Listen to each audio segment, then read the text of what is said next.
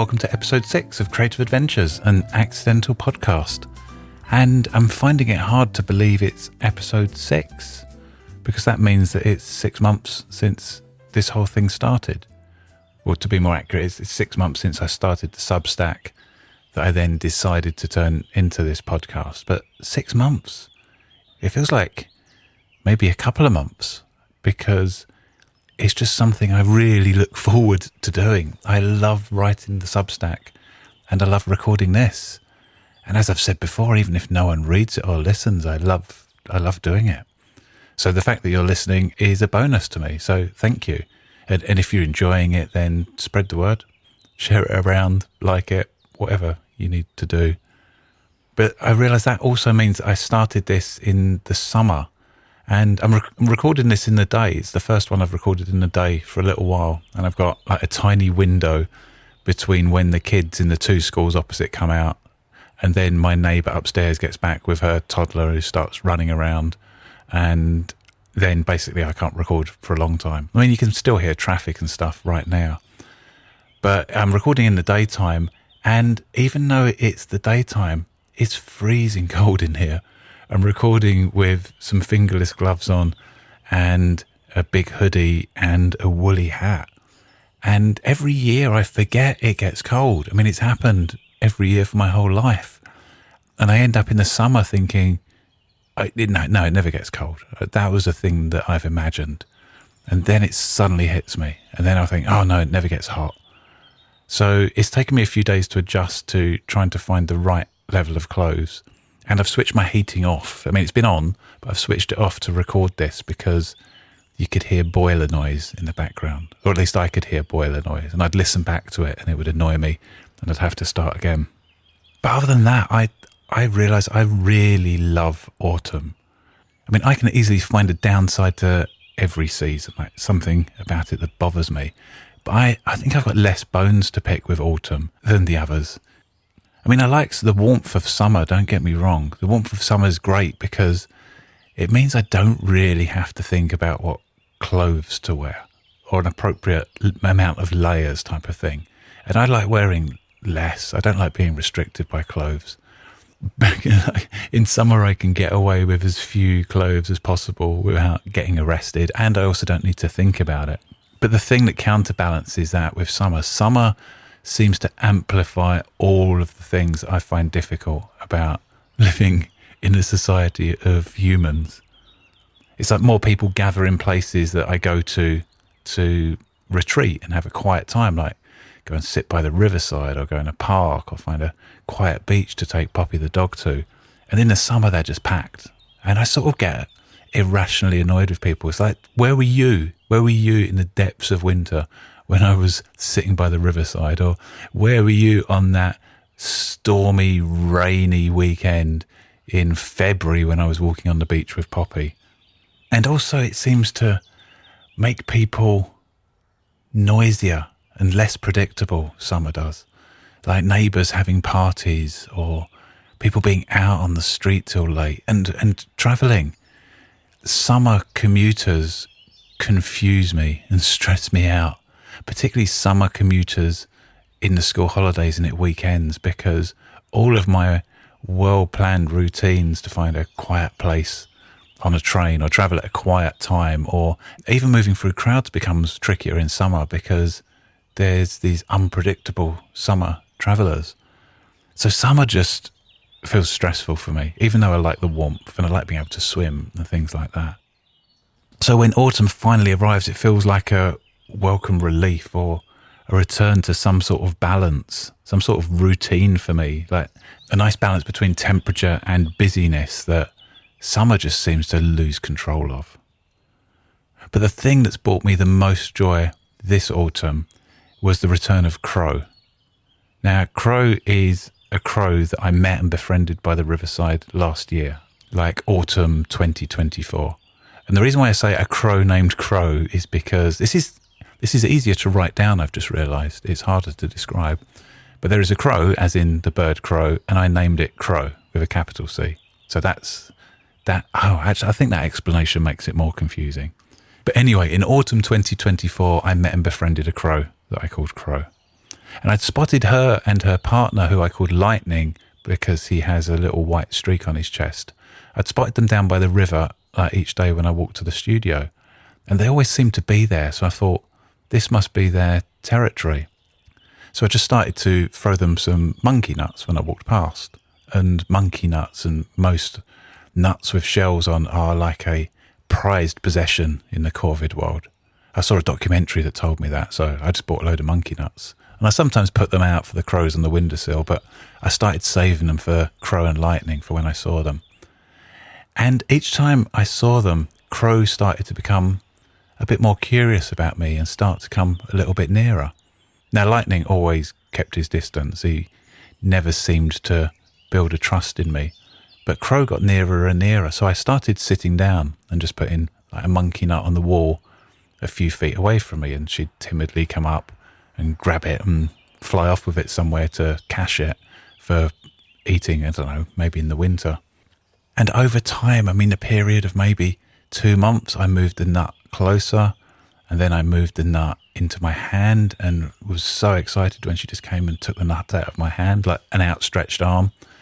And then eventually we got to the point where I just put a load of broken up monkey nuts, like shit that they're shelled, and the nuts that are inside, I break them up, put it in my palm on my lap, and Crow would swoop down, jump onto my lap and just sit on my lap, eating out the palm of my hand. And it was the most amazing thing. Not just to be close to a creature that I'm fascinated by, like a wild animal, but just how that relationship developed and the amount of patience it took. And I became so enchanted by this relationship that I started to sort of get annoyed when things like paid work or other commitments would get in the way. And it's like, I'm not going to get to see Crow today. But I went out of my way to try and make sure I saw her and Lightning. I'd feed Lightning still. I just have to throw monkey nuts at a distance. But I'd try and make sure that I saw them at least 3 or 4 times a week. And I find in general relationship with creatures a lot easier than relationships with humans. The same with my dog. And it's the same with Crow.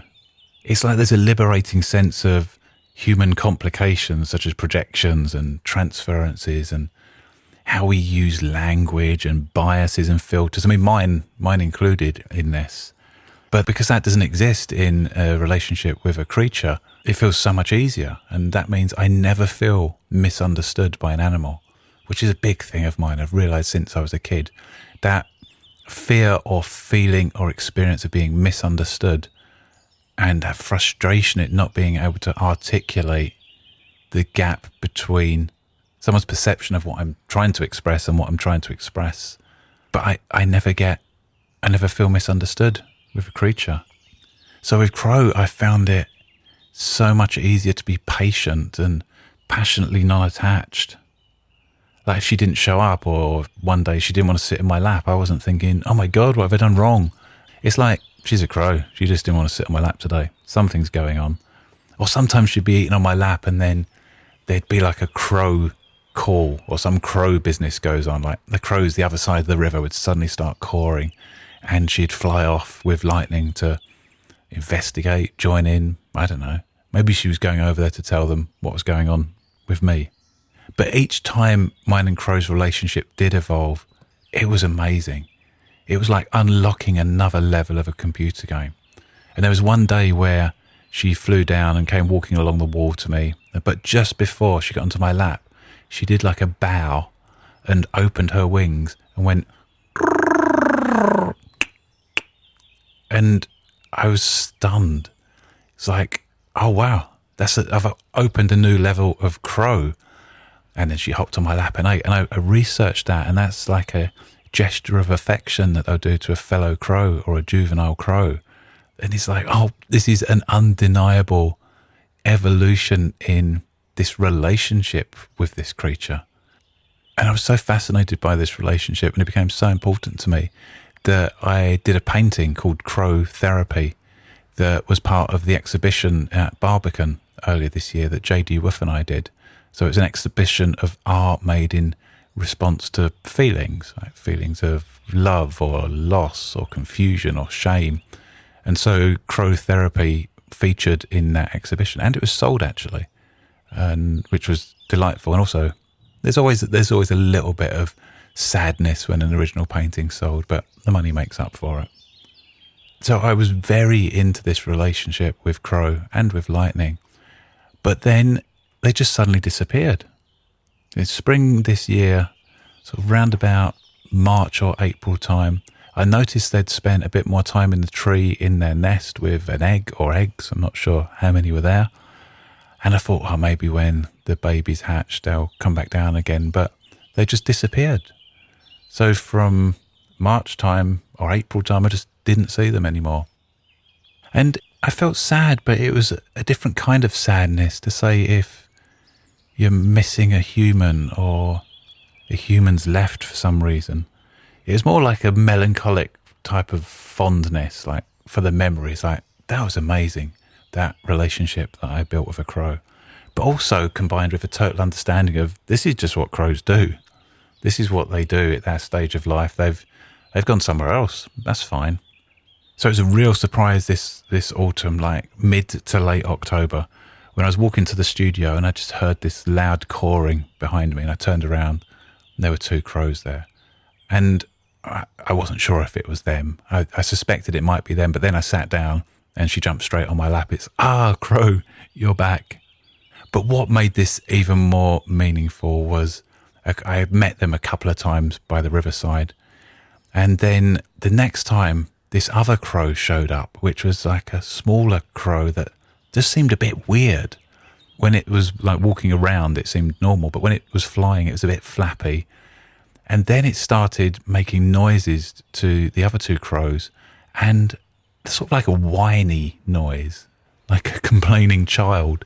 And it was then that I thought, oh, this is their fledgling. This is their baby. They must trust me so much that they've brought their baby to see me. And I've named the baby Humphrey Brand. So we have Crow and Lightning and Humphrey Brand that I regularly visit by the riverside now.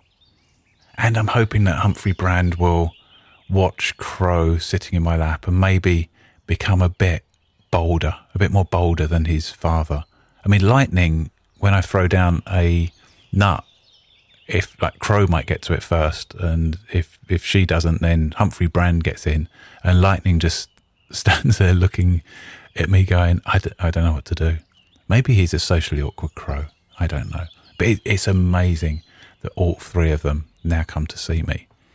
But I mean, I can weave this into like a fairy tale story or something about this amazing relationship with a crow. But really, this is just typical crow behaviour. The Humphrey Brand is now old enough to come down and find food. I'm a good source of monkey nuts, and it's the time of year where foraging and caching food for the winter is important, so they're going to go where the food is. But a part of me also likes to imagine that my crow friends have been waiting for autumn. Maybe they like autumn as much as me. It's less crazy, it's less hot, and they just come down to go, yep, I get it. Autumn is the best. We love autumn too. But what it has meant is that if I go for a run by the river, or I'm going to the studio and I'm in a rush, I always have to have some monkey nuts with me, because otherwise I walk past and they just shout at me and then follow me. So I've always got some monkey nuts with me. And I had an open studio recently in the studios. Like, the studio's open to the public. Anyone can come along and come in and visit. And I was running late, and I went there and all three of them were waiting for me, and I just had to throw monkey nuts. And of course, the more I threw, the more they followed me. And I did wonder, that would be amazing if they followed me all the way to the studio and then came in, and people would come to my open studio and there'd be 3 live crows there. But they didn't. They're sensible. They stayed behind by the riverside. But even though the crows didn't come in, I loved the open studio, and I've loved the other ones that I've done. And even though these are days where I'm spending a long time, like sometimes a whole day or maybe 2 days, interacting with strangers and talking a lot to people, I'm doing it in my own weird habitat. And that always feels so much easier. I always feel much more comfortable when I invite people into my world to interact with me.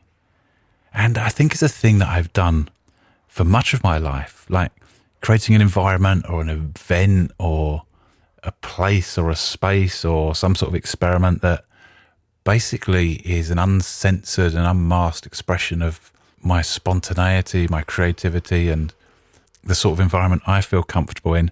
And then I invite people in. It's like, hey, do you want to come in and join me? I mean, part of the reason for doing this is because it's my job as an artist to have a studio and to create exhibitions. And I run workshops, so it's my job to curate a space that's primed for creativity and weirdness. But I suspect the main reason that I do it is because I just feel a greater level of comfort and connection with myself by inviting other people into my world. And I've done it with things like painting sticks by the river and inviting people into my world that way. And there's probably loads of reasons why I like it, but one of them is that it's a great way of short-circuiting small talk. Those initial chit-chat situations where I'm genuinely cringing inside and sort of having a kind of out-of-body experience where I'm watching myself trying to appear like a normal adult human engaging in small talk. And it's weird watching myself. I sort of have a parallel process of I'm watching myself going, what are you doing? You sound weird. And then the me that's having the small talk is just going, just shut up. Just let me do this. Let me appear normal for a bit. But if I'm inviting people into my world, then that sort of doesn't happen. And when I do talks, I try and avoid speaking to people beforehand, like a talk in front of a big audience. I hate the bit before the talk. I mean, there's always some jumbly nerves and things like that, but I don't want to talk to people before my talk because that's that zone of excruciating small talk where people come up and say, what do you do? Or what are you doing here? Or what's your connection to event or company? Or if they find out I'm a speaker, they say, well, what's your talk about? I just want to say, just watch my talk. Don't ask me anything. Watch my talk. If you still have questions after that, I'd be happy to talk. But after I've been on stage and like shared, I don't know, a load of weird stories or interesting philosophies and people have got to know a bit more about me and how I think and how I'm wired, then it's so much easier. I really enjoy talking to people. It's like because they've been dipped into my world a bit, they'll only come up to me if there's a shared interest in that kind of thing. And I guess it's the same in the open studio. People aren't going to come to my open studio and say, so what do you do? Although weirdly, people come into my studio and have said, so what type of art do you make? Yet they're surrounded by it. Every centimetre of the entire studio is stuff that I've made, but maybe it's just an anxious question on their behalf. But I do think I need to emphasise that I'm not saying that I always want the conversation to be about me. In fact, I find it's the opposite. I find that really awkward. I am fascinated by others. I want to know about others. I like asking questions. I like getting to know people more. I'm just saying that inviting people into my world just feels like a much easier start point when others know more about me and my nature up front than having to slowly learn it and reveal it in those first excruciating moments. The thing is, though, it's pretty impractical to just interact with people when they come into my world. And I want to get better at bringing my uncensored, unmasked, relaxed self into the world of others. And I think I used to be able to do this so much more naturally as a child. But when I think, I don't know, maybe back to primary school, and I think of the things that I used to do at primary school, I start to doubt it was even me. I mean, at primary school, I used to write surreal short plays and like sketches, like weird sketches, and then recruit a bunch of the weirdest kids I could find to perform them in assembly. And sometimes I'd star in it and sometimes I'd direct it. I used to write and illustrate a series of short stories about a character called Yappy Dog, and then I'd read them to the younger kids and show them the illustrations that I've done, and then say to the younger kids, what do you want Yappy to get up to next week? And then I'd go away and write another story. And a very bizarre memory that came back to me recently was playing a weird piece of music in assembly, a piece of music that I'd written on a strange battery-powered keyboard I had that sounded like a hovercraft when you switched it on. It's like you switched it on, it go... I don't know if that's like a hovercraft. Probably sounds like other things. But I had one of these, and I remember I ended up writing this song and performing it in assembly at primary school. And I say song very loosely. I mean, very tenuously, it was a song. Basically, I just hit the lowest key of the keyboard and then the next key up, and it went further and further up and then back down again. And what was even more bizarre about this performance was there's a girl in my class had the same weird hovercraft keyboard. I don't know how I learnt that. And she did a duet with me. And this only came back to me recently because one of the little known facts about this podcast, the intro music, so not the random weird jazz stuff, but the Casio tone music was a little piece that I wrote for it. And I originally had the idea of playing that live for every episode. And then I abandoned that. I thought, no one's really going to enjoy that. I don't need to do that every time. But I started messing about with the Casio tone recently, and I remembered how to play this piece of music in assembly. And when I played it, I just thought, this is crazy. I couldn't describe it. If I went to watch an assembly of children and someone was playing that on stage, I'd be thinking, is this kid all right? But I thought I'd try and play it for you now, just so it's the benefit of the podcast over the Substack. I can only describe it in the Substack. And I haven't got a hovercraft organ, so I'll play it on my Casio Tone MT56. And I might need to turn the gate down a little bit on my mic so you can hear it, which means you might also hear some traffic, but let's give it a go. So this would be, I don't know, I imagine in assembly, let's say. And next we've got Steve, or Stevie as people used to call me then, and I don't know what the girl's name was, and they're going to perform a piece that Stevie has written, and it went like this.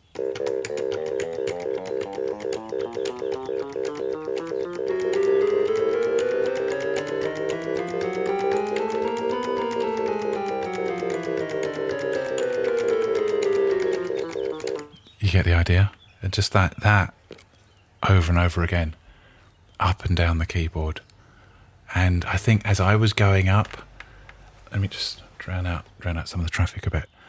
As I was going up, she'd start going down. And it's funny that memory was suddenly unlocked. And as an adult, I now wonder, what did the teachers and other adults who witnessed this, what were they thinking?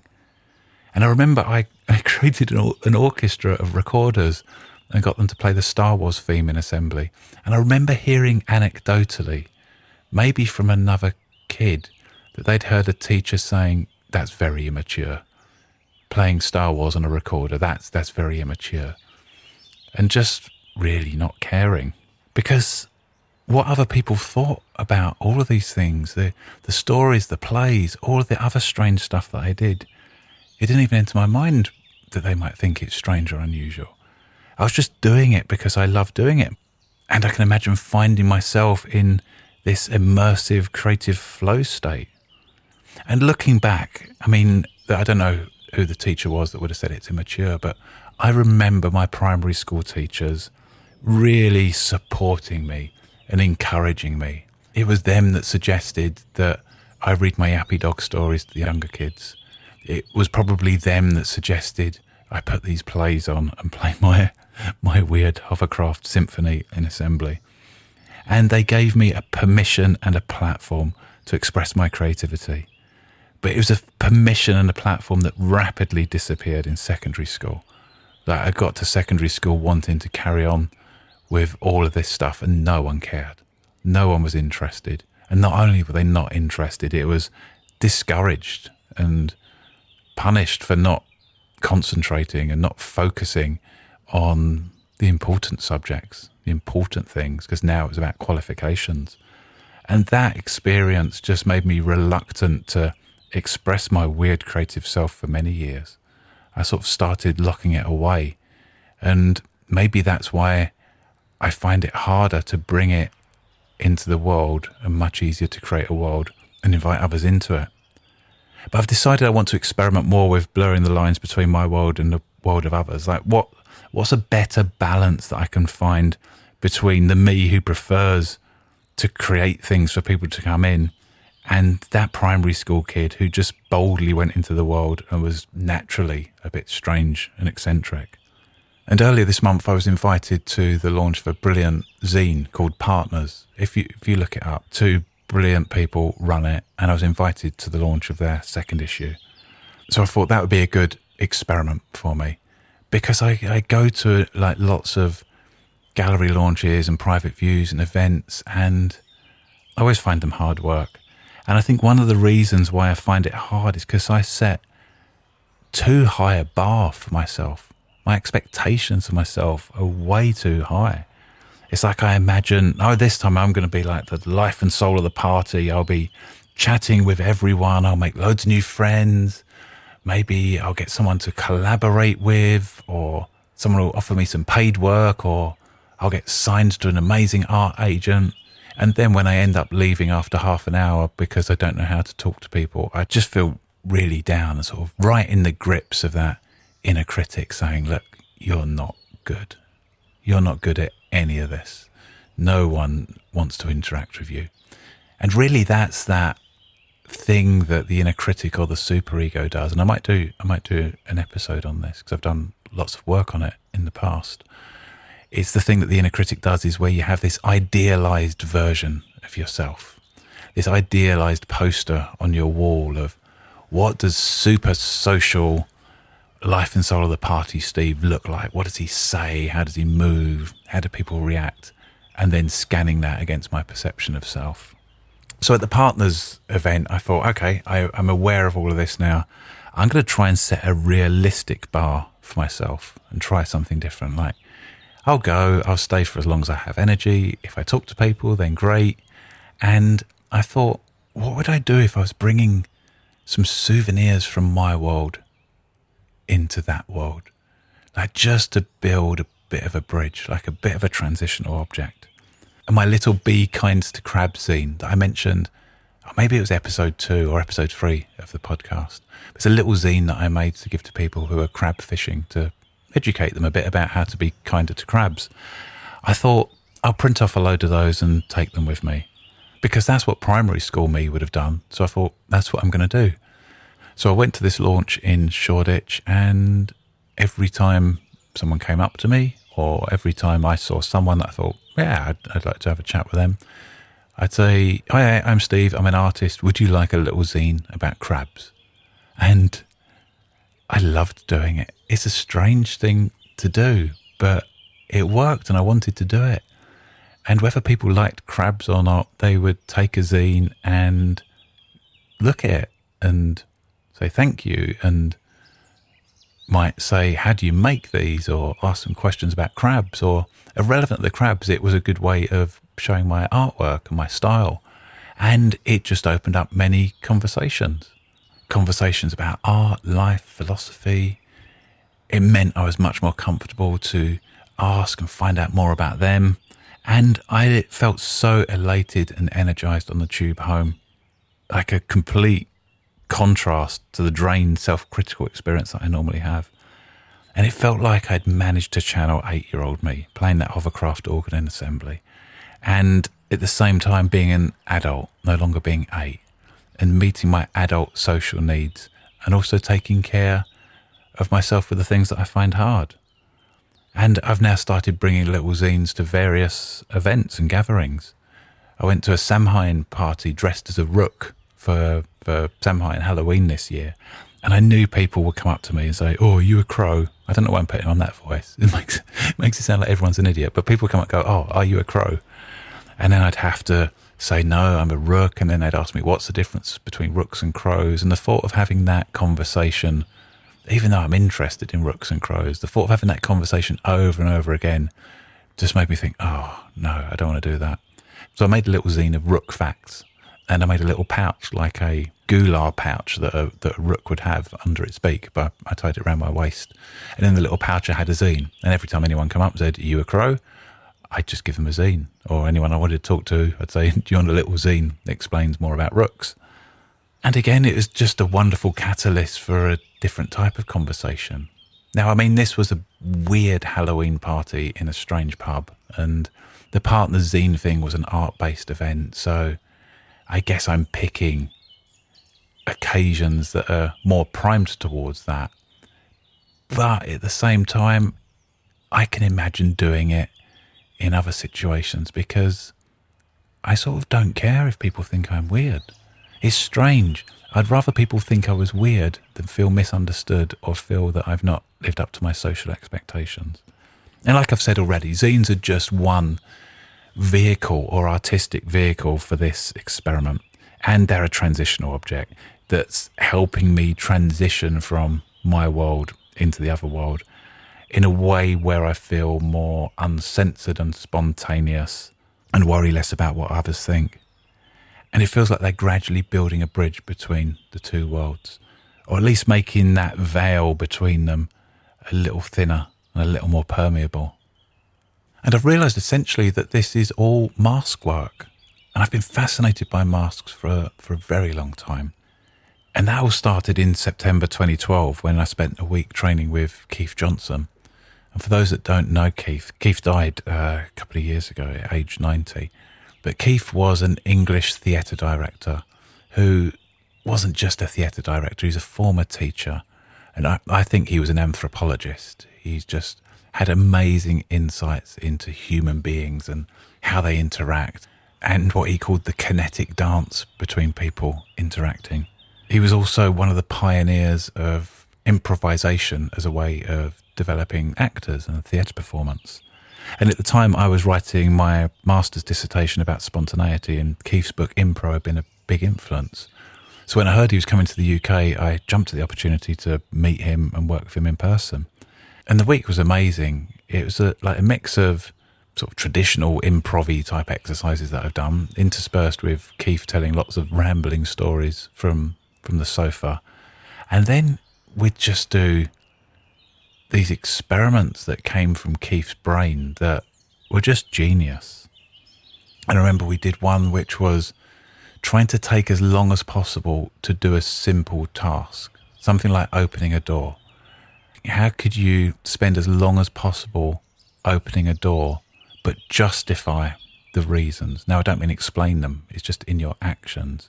How could you delay one task? We also played the rejection game, which was a game where you're in a small group of people being observed by an audience, and the objective is to reject someone in the group socially, but it mustn't be you. And that was a fascinating seat of the pants exploration of rejection. And we also did a thing, I think I've mentioned this on a previous podcast about fascination, but we had to do a thing where you had to hold the attention of the entire audience of like 40 people. And the moment they got bored, they got up and walked out of the room. So it was a challenging but brilliant week, and fundamentally important in that dissertation that I wrote and where I took my work after that.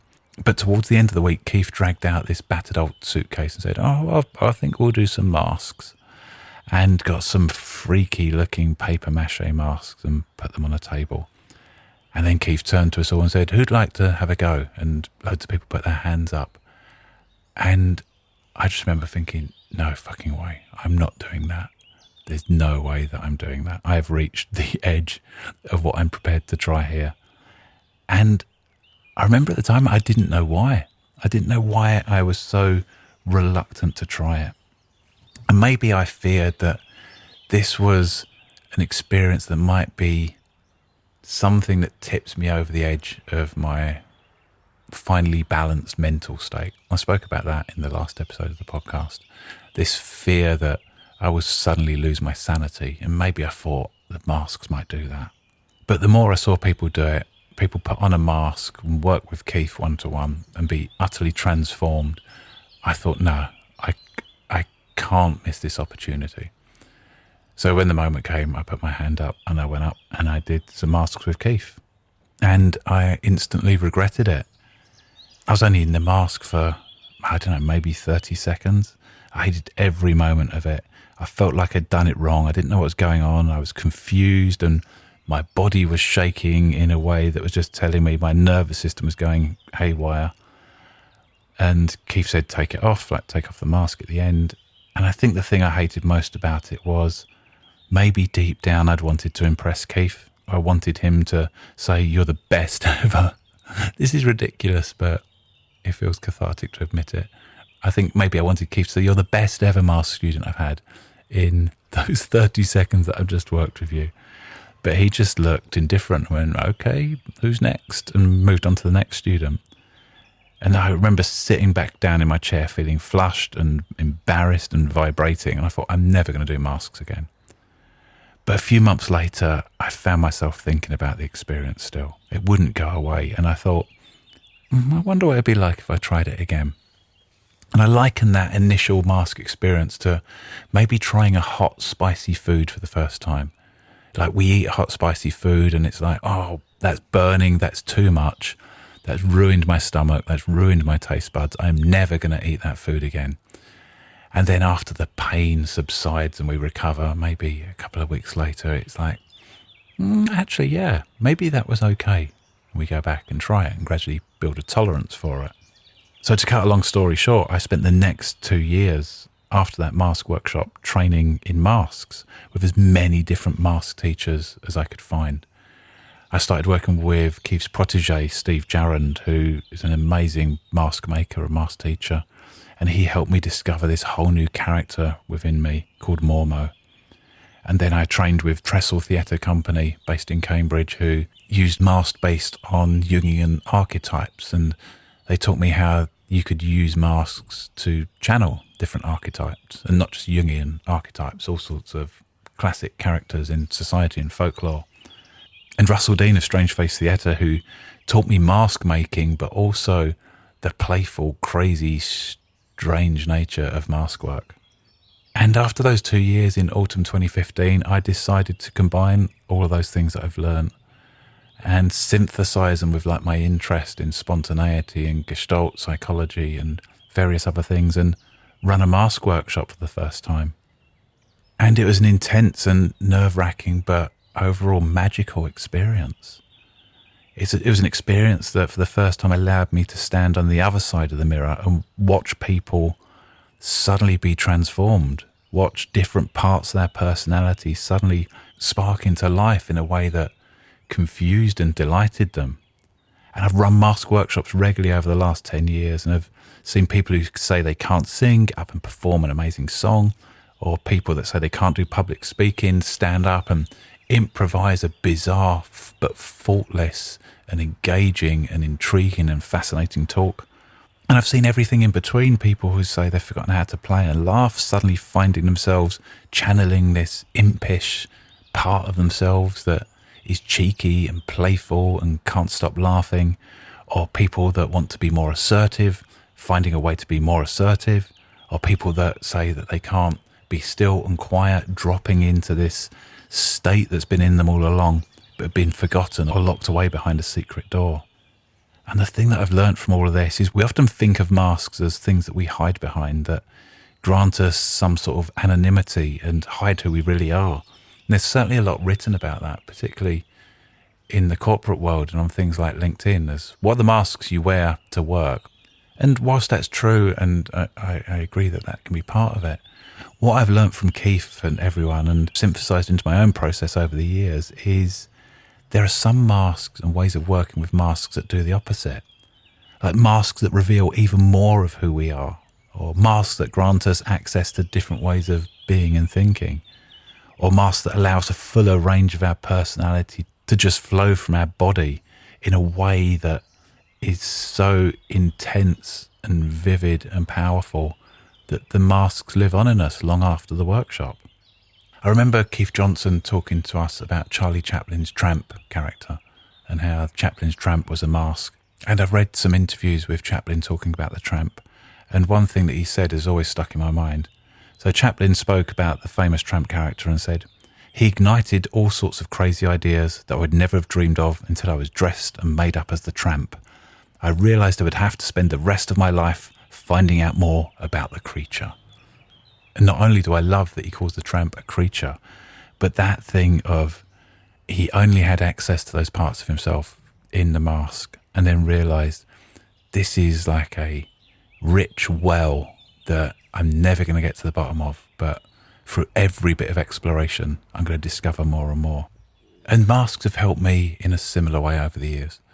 Back in 2004, I was doing a lot of work in radio, and I co-wrote a comedy show that I used to perform with my fellow writers.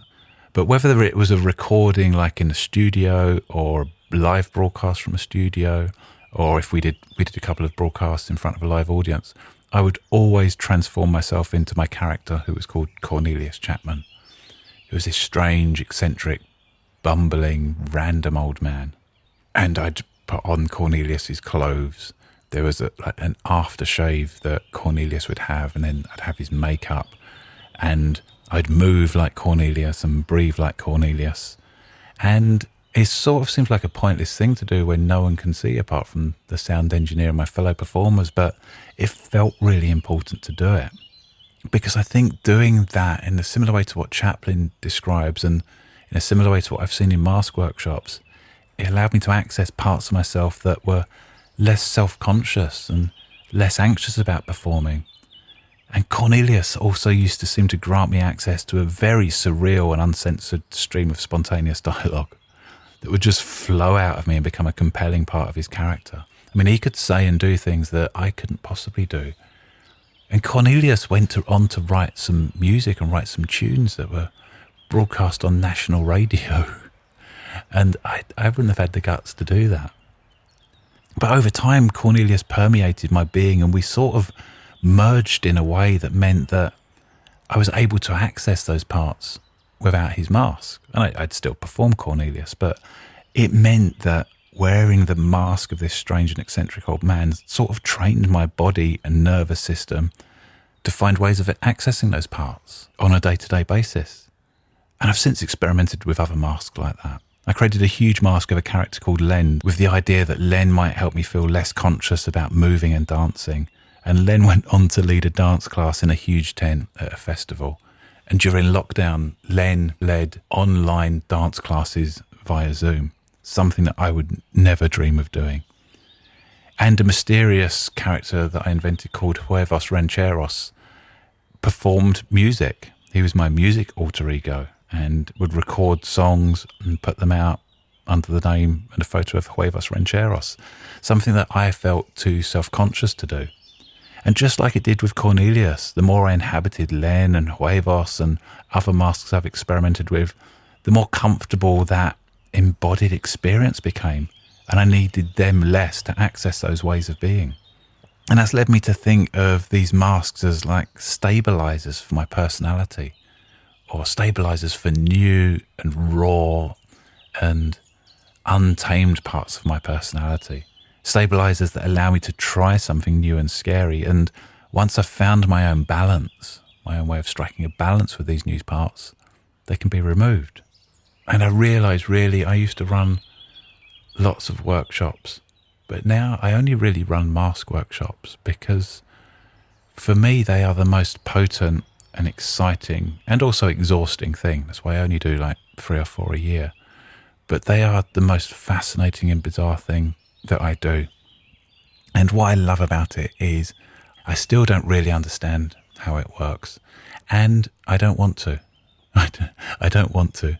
So while I might be interested in your theories and my theories of why they work, I like them remaining a bit of a mystery. This strange suitcase that I keep on top of my wardrobe that gets taken out into central London 4 times a year and transforms whoever's in the room into this whole gaggle of characters. And my next mask workshop is on the 20th of March 2026. And they're limited to 10 people because I want to keep it small and intimate. It's brilliant and delicate and amazing work. But if you'd like to come along to the next mask workshop or others that I run through the year, then I'll put a link in the podcast notes. So that's it. We're up on time. A few plugs before I go. Depending on when you're listening to this, the festive end of year season is approaching. And I have a number of markets coming up. And I love doing markets and I find them exhausting. And every year I say yes to doing too many markets. So the last couple of years I've said I'm only going to say yes to really, really cool and interesting markets. And then I realised actually I know quite a few really cool and interesting markets. So I've ended up doing 3 Christmas markets in a row this December. But I also love them because it's a chance to not only make a bit of money, but to meet people and I guess invite people into my world on my little market stall. So on December the 6th, I'm going to be back at the brilliant Illustrators Fair in Granary Square in King's Cross. And that's a lovely one. It's just a massive room in central London full of illustrators. So come along and say hi at that. Then on the 13th of December, I am at my friend Kazland's market. Kazland, look him up on Instagram, look him up on TikTok. Brilliant, brilliant artist. He's got a tiny curated art market with hand-picked artists with stalls selling their own stuff. And that's at New House Art Space in Guildford on December the 13th, so the following Saturday. And then on December the 20th is my home market, which isn't in my home, but it's in Surbiton. And it's like a community market. So I'll have a stall there on the 20th of December. So come along and say hello at one of those things. It's not just me there. There's lots of other stuff there. And if you can't get along to any of them, I've added all of my greetings cards to my shop. And I'll put a link to the markets and the shop in the podcast notes. Cards are the best selling thing on my market store because I create cards that are sort of for any occasion. They're not demarked for a particular occasion. I've never understood cards that demark themselves for a particular occasion, but I don't know. They obviously sell well. But I finally got around to putting all of the cards on my website. So if you can't get along to a market and you want some alternative end-of-year festive cards, have a look at my website, stevexoh.com, and I'll also put a link to that in the podcast notes. So thank you for joining me. That was episode 6. Episode 7 will be out, I think it's Boxing Day. That's going to be weird because I'll probably record it a few days before Boxing Day. But yeah, well, that was episode 6. Who knows what will be in episode 7. But thanks so much for joining me. I'll speak to you soon. Bye.